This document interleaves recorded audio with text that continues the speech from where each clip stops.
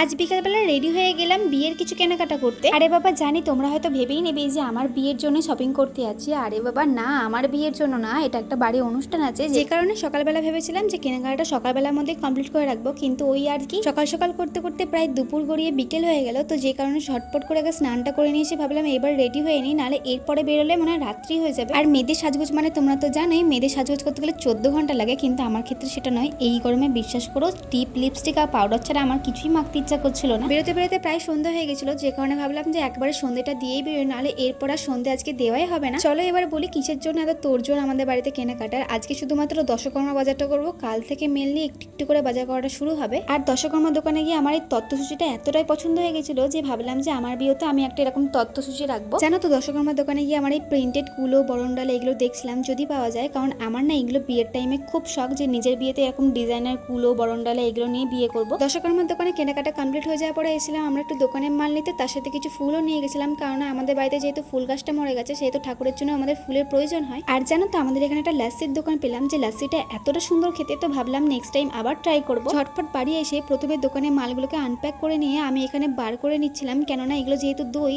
খুব একটা বাইরে থাকলে কিন্তু গলে যাবে, সেই কারণে আগে ফ্রিজে ঠান্ডা অবস্থায় রেখে দিলাম। আর জানো তো আজকে না সেরকম একটা টাইম পাইনি, যেহেতু আজকে ভোটের আগের দিন সবাই ভোটের কাগজগুলোকে জেরক্স করার জন্য আজকে দোকানে একটু ভিড়ই ছিল, যে কারণে আজকে সেরকম আর ভিডিও ক্লিপ কিছুই নিতে পারিনি, যেহেতু সারাদিন আমাকে দোকানে আজকে টাইম দিতে হয়েছিল। তো আজকে ভিডিওটা এইটুকুনি, কেমন লাগলো সবাই জানিও, টাটা।